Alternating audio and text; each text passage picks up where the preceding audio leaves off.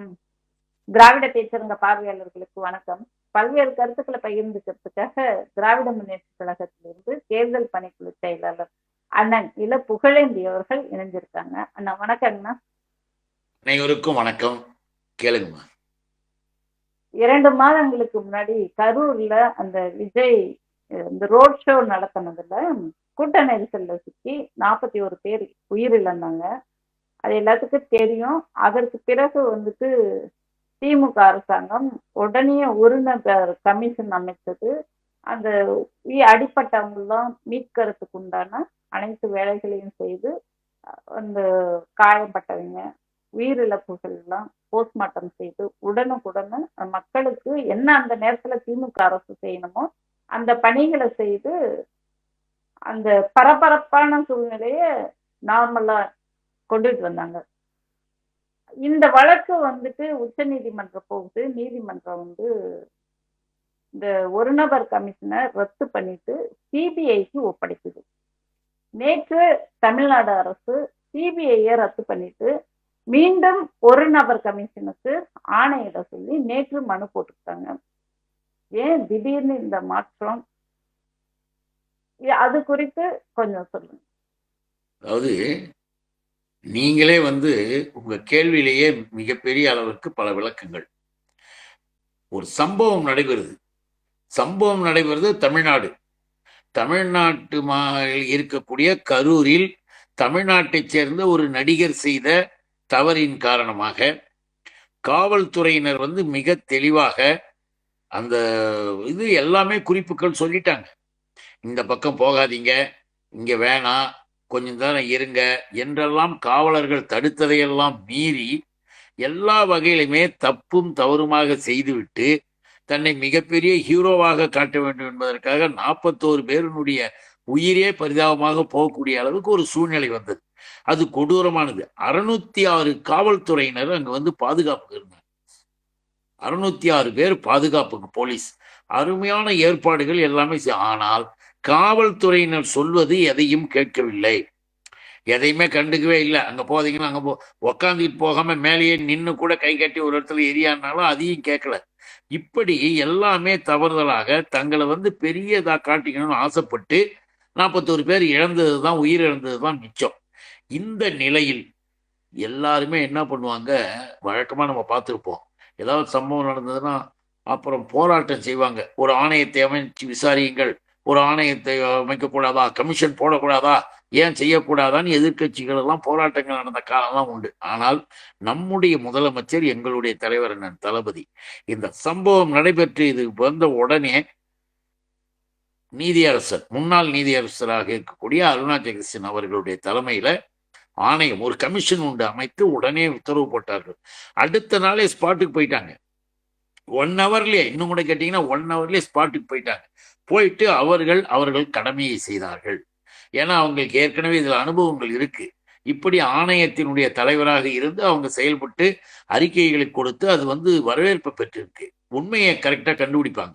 அதனால அவங்க தலைமையில நம்முடைய முதல்வர் அவர்கள் அறிவிச்சாங்க. கேள்வி கேட்டதும் அவங்க சந்தேகப்பட்டது அதுதானே. திடீர்னு உடனே முதல்வர் வராது, உடனே துணை முதல்வர் வராது, உடனே மாவட்ட செயலாளர் செந்தில் பாலாஜி வராங்க. அப்போ இவங்க ஏற்கனவே திட்டமிட்டு பிளான் பண்ணி இதெல்லாம் பண்றாங்களா என்ற கோணத்துல தானே அவங்க சந்தேகமே படுறாங்க. உடனே ஒரு நபர் கமிஷன் இல்ல, அங்க நடைபெற்ற 41 உயிரிழப்பிற்காக அந்த கொடுமைகள், கொடூரங்கள் நடந்ததற்கான காரணத்தை அறிவதும், அவர்களுடைய குடும்பத்திற்கான நிலைகளை, நிவாரணங்களை, மற்றவற்றை செய்வதற்கான உதவிகளை செய்வதற்கான குறிப்புகளை கொடுப்பதும் ஆணையம், ஒரு நபர் ஆணையம்.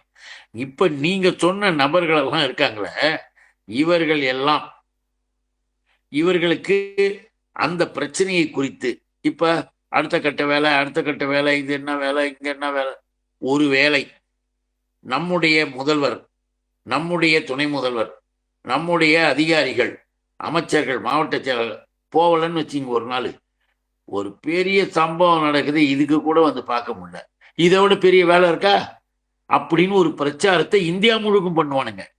ஏன்னா இவர்களுக்கு பின்னால இருப்பது தமிழ்நாடு மட்டும் இல்லை, இந்தியா முழுக்கும் எல்லாத்துலயும் ஓடும். பாருங்க, இவ்வளவு பெரிய சாவு நடந்தது, இவ்வளவு பெரிய இது நடந்தது, ஒருத்தர் கூட எட்டி பார்க்கல, இதுதான் இவர்களுடைய இவங்க தான் திராவிட மாடலா, அதுக்கு இதுன்னு நம்ம கேலி கிண்டல் பேசுவது மட்டுமல்ல, குற்றம் சாட்டுவார்கள்.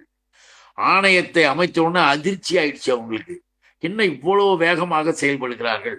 உடனே நம்முடைய அமைச்சர், மாவட்ட செயலாளர், நம்முடைய துணை முதல்வர் எல்லாரும் அங்க போய் ஸ்பாட்டுக்கு முதல்வர்லாம் இது பண்ண உடனே புரியல அவர்களுக்கு. ஏனென்றால் உடனடி நடவடிக்கை உரிய நடவடிக்கைன்னு பேர்.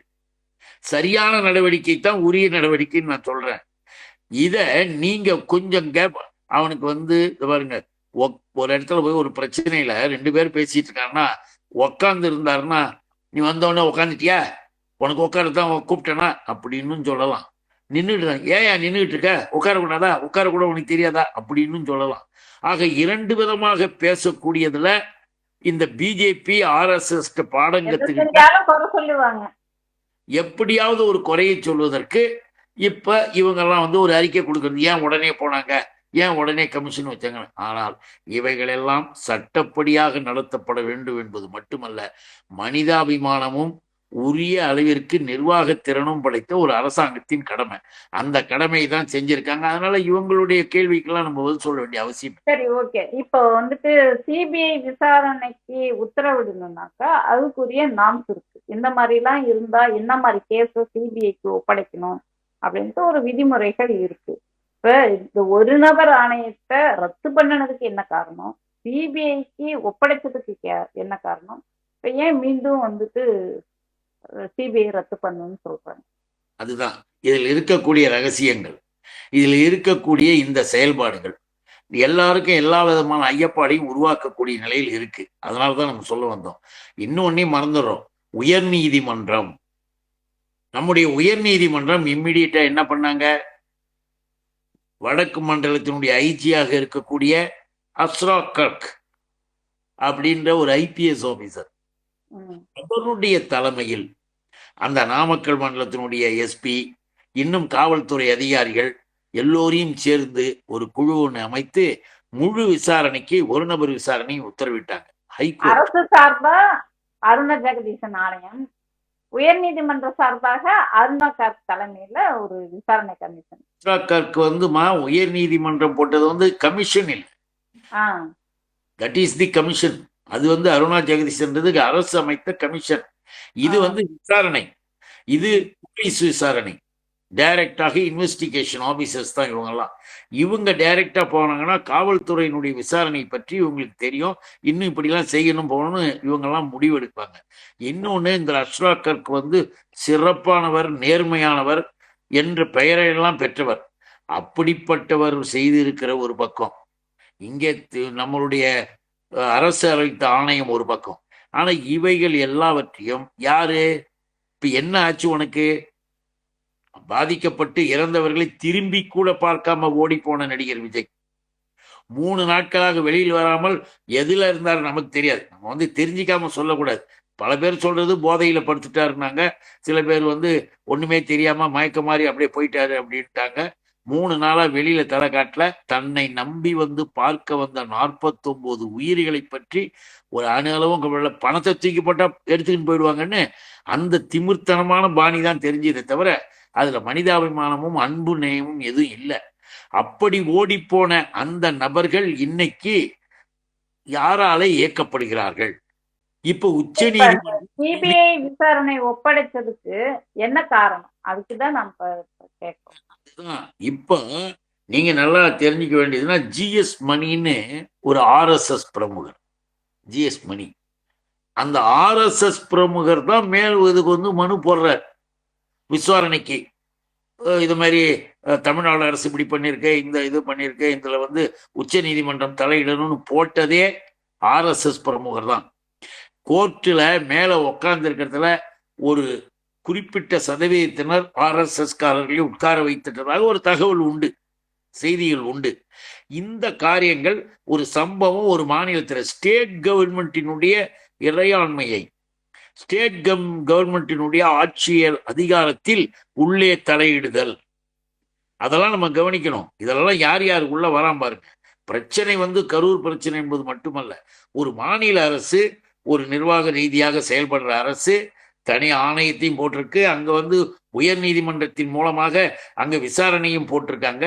அதிகாரி போட்டு இவ்வளவும் நடந்துகிட்டு இருக்கும்போது உச்ச நீதிமன்றம் என்ன பண்ணணும்? அந்த மனுவை தூக்கி போடணும், தள்ளுபடி பண்ணிட்டு ஏற்கனவே நடந்துகிட்டு இருக்கிற அந்த தீர்ப்புகள் வரட்டும், வந்ததுக்கு பிறகுதான். இந்த ஆனால் பாதிக்கப்பட்டவங்க சார்பா வந்துட்டு எங்களுக்கு இந்த தமிழ்நாடு காவல்துறை மீது நம்பிக்கை இல்லை, அதனால எங்களுக்கு சிபிஐ விசாரணை வேணும்னு சொல்லி கேட்டிருக்காங்க. அப்படின்னு கேட்கறது பாதிக்கப்பட்டவர்கள் சார்பாக இல்ல, 41 பேர் உயிரிழந்து போனார்களே அந்த நிலையில் இருப்பவர்கள் அல்ல. இந்த ஜிஎஸ் மணி என்பவர் நான் அவங்கள பார்த்து பாதிச்சிட்டேன். இவரெல்லாம் ஆர்எஸ்எஸ், அதான் சொன்னேன், பகிரங்கமாக பச்சையாக சொன்னா ஆர்எஸ்எஸ் கூட்டம் ஒரு பிளான் பண்ணிக்கிட்டாங்க. இதுல அரசியல் செய்கிறார்கள், அதை நம்ம புரிஞ்சுக்கணும். என்ன அரசியல் செய்கிறாங்க? ஏற்கனவே செங்கோட்டையன் என்ற ஒரு அதிமுக பிரமுகரை நடிகர் விஜய் கட்சிக்கு அனுப்பி வைத்ததே அமித்ஷா, ஆர்எஸ்எஸ் கூட்டம் தான். அதை நம்ம புரிஞ்சுக்கணும். ஏன்னா தொடர்பு அங்க போய் இங்க வருது, இங்க போய் அங்க வருது. யார் டெல்லிக்கு போனாலும் இங்க இருந்து ஓடி போயிட்டு ரகசியமா போய் அமித்ஷாவை பார்த்து வராங்க. திமுகவை வீழ்த்த, திமுக என்பது மிகப்பெரிய அளவிற்கு தமிழர்களின் உயிராக மெய்யாக உயிரோடு கலந்த இயக்கம். இது தமிழ்நாட்டு அரசியல் சென்டர் ஆஃப் அட்ராக்ஷன், இதுதான் மையம். அன்னைக்கு காங்கிரஸ் எதிர்த்தது திமுகவை தான், அதற்கு பிறகு வந்த கட்சிகள் எதிர்த்தது திமுகவை தான்.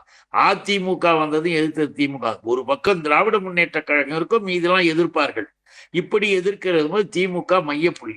அந்த சென்டர் ஆஃப் அட்ராக்ஷனை எதிர்க்கிறது அதிமுகவை உடைத்து தூளாக்கி ஒன்றும் இல்லாம ஆக்கிடணும்.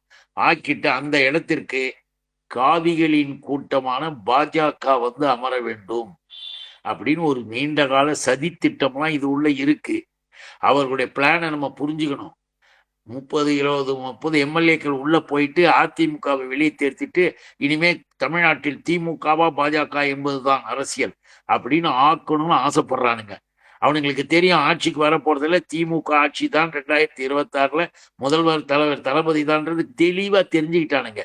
அதற்குள்ள இந்த பிரச்சனைகளை செய்வதற்கு தான் இந்த செங்கோட்டையனை விஜய்கிட்ட அனுப்பின மாதிரி இங்க விஜய்க்கான பிரச்சனைகள் என்று வருகின்ற பொழுது இதெல்லாம் செய்வானுங்க. செஞ்சுட்டு சிபிஐ இதெல்லாம் கொண்டாந்து போட்டுக்கிட்டு என்ன பண்ணுவானுங்க தெரியுமா? விஜய்க்கு அமித்ஷா கூட்டு அனுப்புவாரு. பார், நீ செஞ்சதுதான் தப்புன்னு எல்லாம் எங்களுக்கு தெரிஞ்சிடுச்சு, நாங்க இப்ப ஆக்ஷன் எடுத்தோம்னா உன் மேல ஜனங்களுக்கும் கோபம் வரும், வெறுப்பு வரும். அதனால ஒழுங்கா மரியாதையா நாங்க சொல்றதே கேளு. ஏன் நாமெல்லாம் ஒன்னா நின்று திமுகவை எதிர்ப்போம், நீ வா அப்புறம் பார்த்துக்குவோம் பேசிக்குவோம் என்றெல்லாம் ஒரு அரசியல் பேசுவதற்காக, அரசியல் செய்வதற்காக இந்த விசாரணை கமிஷன்லாம் இப்ப எல்லாத்தையும் தள்ளி வச்சுட்டு சிபிஐ என்கொயரி இப்ப வழக்கு தொடுத்திருக்கிறது, பதில் மனு போட்டிருக்கிறது தமிழக அரசு தானே. சிபிஐ ரத்து பண்ணணும்னு சொல்லிட்டு தமிழக அரசு கேக்குது. ஏற்கனவே இருக்குது, ஏற்கனவே விசாரணை கமிஷன் போடப்பட்டது, ஏற்கனவே எல்லாம் இருக்காங்க. அவைகளெல்லாம் நடக்கணும். அவைகளெல்லாம் விசாரணை பண்ணிக்கிட்டு இருக்கும் போதே பாதி நிலையிலேயே ஏன் இப்ப சிபிஐ என்கொயரி? சிபிஐ என்கொயரின்றதுக்கு என்ன அர்த்தம்? ஒரு கோர்ட்டோ ஒரு அரசாங்கமோ எந்த சம்பவமாக இருந்தாலும் அதை ஒண்ணு பொதுவாக புரிஞ்சுக்கணும். ஒண்ணு நடக்குதுன்னா ஒரு கோர்ட்லாம் என்ன செய்யணும்? நாட்டிற்கு நல்லது, சட்டத்திற்கு உட்பட்டது, மக்களுக்கான நன்மைகள் நிறைந்தது, எந்த தூபத்திலும் ஜனநாயகத்திற்கு விரோதமாக, டெமோக்ராட்டிக் பிரின்சிபலுக்கு எதிராக இருக்கிற நிலைமைகள் எதுவும் இருக்கக்கூடாது என்கின்ற வகையில் தான் இவர்களுடைய ஒவ்வொரு நடவடிக்கையும் இருக்கும். அப்படிதான் இருக்கணும். அதுதான் சரியானது, சரியான பாதை, சரியான முடிவு. ஆனால் இன்றைக்கு எடுத்திருக்கிற இந்த முடிவுகளை பார்த்தால் இதெல்லாம் கேள்விக்குறியாக வருது. ஏற்கனவே நல்லா இருக்கிற இடத்துல போய் ஏன் இது இப்ப அப்படின்னு. அதனால தமிழக அரசு என்ன பண்ணுது?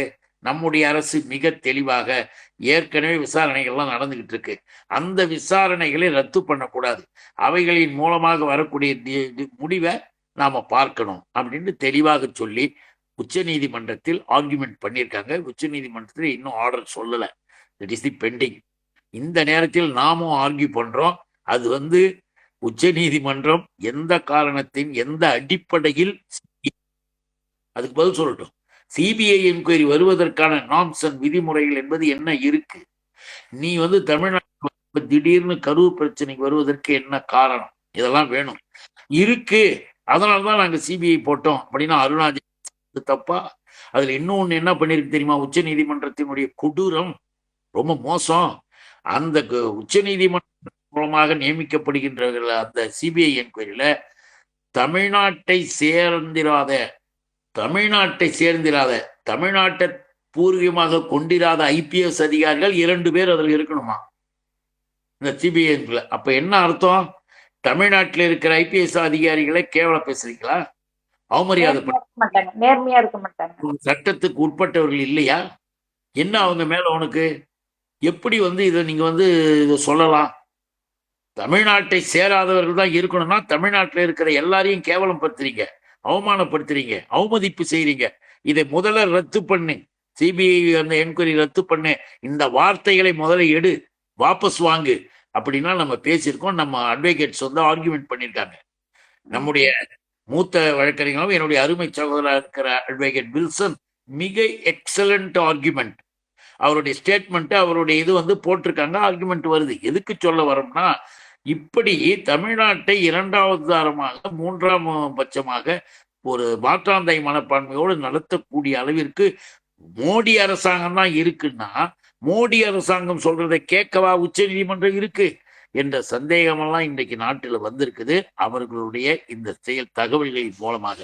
அதனால்தான் நாம என்ன சொல்றோம், ஒட்டு மொத்தமாக தமிழ்நாடு அரசுக்கு போட்டிருக்கிற அந்த கமிஷன்ஸ் எல்லாம் அதனுடைய கடமையை செய்வதற்கு உடனடியாக உத்தரவு தர வேண்டும். இந்த சிபிஐ என்கொயரியை ரத்து பண்ண வேண்டும் என்பதுதான் சரியான. ஜனநாயகத்தை காப்பதில் நம்முடைய முதல்வர் முன்னணியில் நிற்கிறார். நன்றிங்க. நன்றி. மகிழ்ச்சி. வணக்கம். நன்றி. நன்றி.